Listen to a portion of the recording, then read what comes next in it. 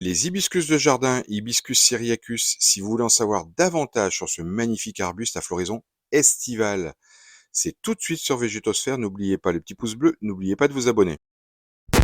Shall we begin?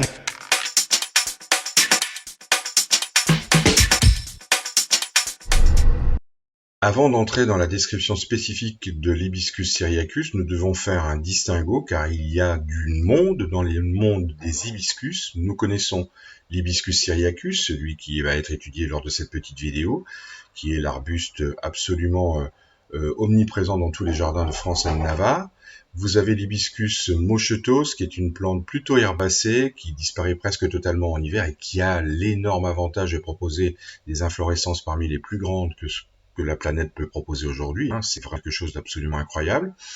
Vous avez ensuite l'Hibiscus rosacinensis, le plus tropical et le plus exotique des hibiscus, qui lui a une origine évidemment exotique avec un pistil proéminent et des couleurs particulièrement chatoyantes.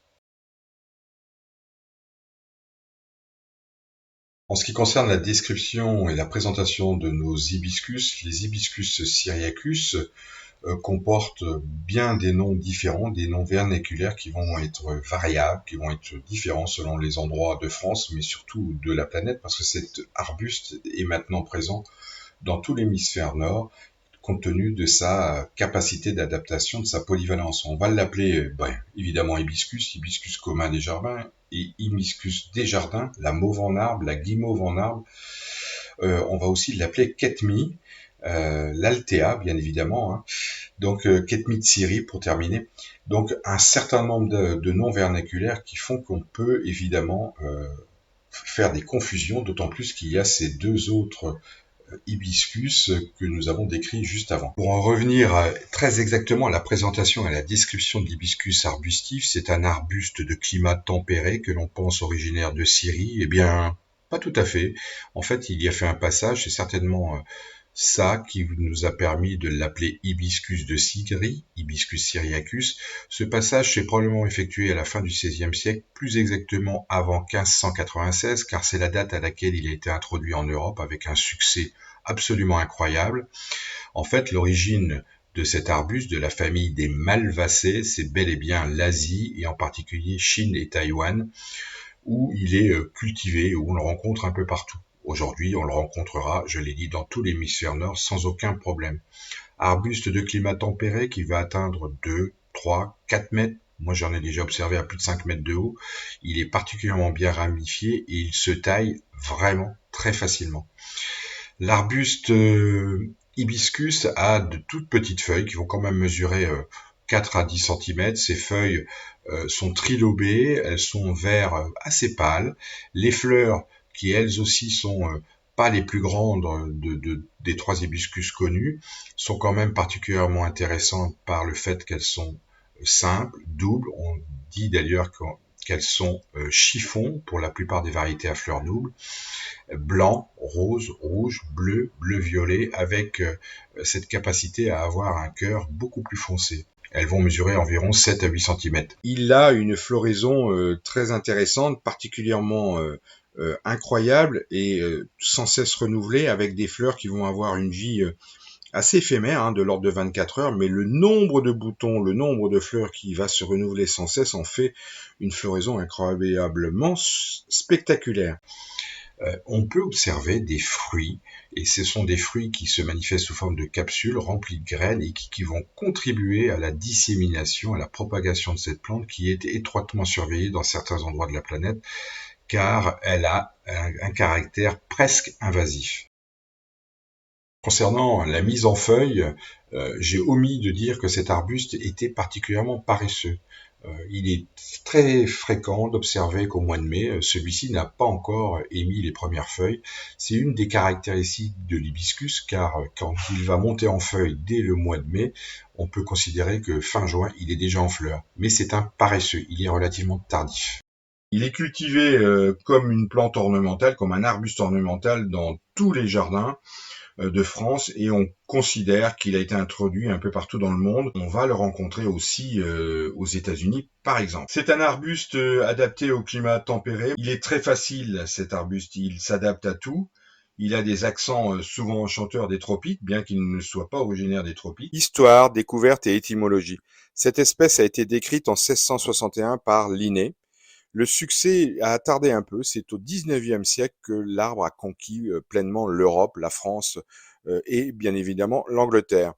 L'Altea, c'est son autre nom, doit son origine au grec altaino qui signifie guérir en allusion à des propriétés médicinales qu'on va découvrir un peu plus tard. Cette plante est surtout un symbole dans un pays, la Corée, probablement la Corée du Sud plus que la Corée du Nord, et c'est alors 200 ans avant Jésus-Christ que cette plante a littéralement conquis ce pays. On l'appelle d'ailleurs Mongua. La culture, plantation et utilisation. Alors en pleine terre, on dit qu'il faut toujours planter les végétaux à la Sainte-Catherine en particulier. C'est vrai qu'avec les étés secs et caniculaires, il est quand même particulièrement intéressant d'envisager les périodes où on aura des interdictions d'arroser. Donc les plantations d'automne et d'hiver sont particulièrement à privilégier. Il est évident aussi que les jardineries ne sont pas encore tout à fait prêtes et les pépinières qui produisent et qui proposent ces végétaux aux jardineries n'ont pas encore fait cette bascule parce que la clientèle, nous réclamons ces végétaux au printemps alors qu'il serait de bon goût d'envisager de commencer à remettre les plantations d'automne d'actualité car c'est le meilleur moyen de pouvoir garder nos végétaux durablement dans les jardins sans être embêtés par les problèmes d'arrosage estivaux. C'est une plante qui tolère des sols, ma foi, fertiles, correctement drainés, même des sols calcaires, mais qui est globalement capable de s'adapter à n'importe quel sol, tellement elle est vraiment polyvalente. C'est un arbuste qui apprécie le soleil en été et qui est très rustique en hiver. Il va évidemment tolérer une ombre légère, simplement sa floraison sera évidemment moins fournie. En ce qui concerne la culture en bac, en pot, c'est tout à fait possible. C'est une plante qui va proposer vraiment une floraison très intéressante. Et comme cet arbuste répond particulièrement bien à la taille, je vous invite à essayer de cultiver un hibiscus en pot. Et il y a d'ailleurs la possibilité de mettre un hibiscus sur tige qui est du plus bel effet, tellement c'est graphique, c'est esthétique. C'est tout à fait intéressant en pot. Il faut simplement subvenir à ses besoins en eau. En usage alimentaire, il est nécessaire de rappeler que les fleurs sont comestibles et que si vous êtes allé un jour en Égypte, probablement dans l'hôtel ou sur le bateau lors d'une croisière sur le Nil, on vous a accueilli avec une boisson très rafraîchissante, légèrement acidulée, une boisson pourpre. Eh bien, figurez-vous que c'est du carcadé et le carcadé est élaboré avec des fleurs d'hibiscus. On en fait une tisane chaude ou fraîche. Personnellement, je préfère la fraîche et c'est particulièrement rafraîchissant.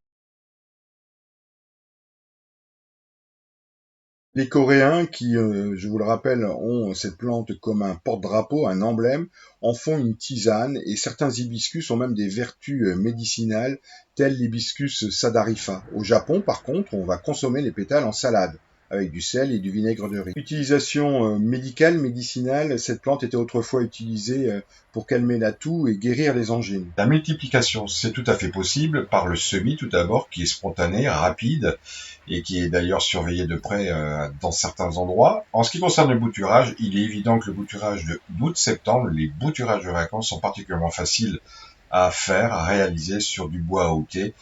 Pourcentage de réussite de l'ordre de 70 à 90%, c'est vraiment très très très facile. Soins, fertilisation, arrosage. C'est un arbuste qui répond parfaitement à la taille, et il est d'ailleurs beaucoup plus beau quand il est bien taillé. C'est une taille qui aura lieu en janvier, février, mars, c'est tout à fait possible, car la floraison va avoir lieu sur le bois de l'année. Donc ça, c'est assez intéressant. C'est pas du forsythia. Le forsythia, quand vous le taillez au printemps, vous vous amputez de cette floraison. Pour l'hibiscus, qui a une floraison plus tardive, c'est tout à fait possible.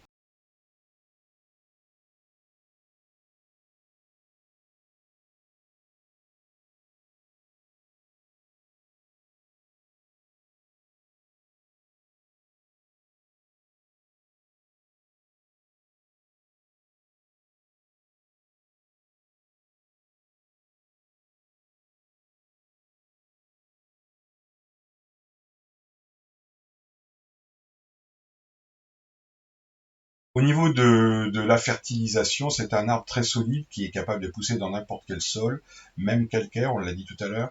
Il est donc en mesure de se nourrir presque tout seul. Il faut vraiment des sols très très très pauvres pour apporter un peu d'engrais, et alors là on apporte un engrais du type rosier riche en potasse. Au niveau de l'arrosage, à la plantation, c'est nécessaire de surveiller et d'arroser un peu. On notera que pendant les étés les plus secs, les plus caniculaires, l'hibiscus va jaunir assez rapidement. C'est un moyen de se protéger. Il n'est pas mort. La preuve, c'est qu'au printemps suivant, il redémarre. Mais il peut souffrir ponctuellement d'un manque d'eau dans des sols particulièrement filtrants. Maladie nuisible. Alors, le parasite numéro 1, c'est bel et bien le puceron qui, quand il attaque l'hibiscus, c'est particulièrement spectaculaire parce que je pense qu'ils sont plusieurs dizaines de milliers sur la plante. Elle souffre énormément, mais l'arbuste est totalement recouvert de pucerons. C'est une plante que le puceron adore en particulier. Les espèces et les variétés, je vous invite à aller voir la description. N'hésitez pas, car il y a certainement des choses qui ont été oubliées lors de cette petite vidéo. N'oubliez pas le petit pouce bleu, n'oubliez pas de vous abonner. Je vous dis à très bientôt. Prenez soin de vous. Au revoir. Shall we begin?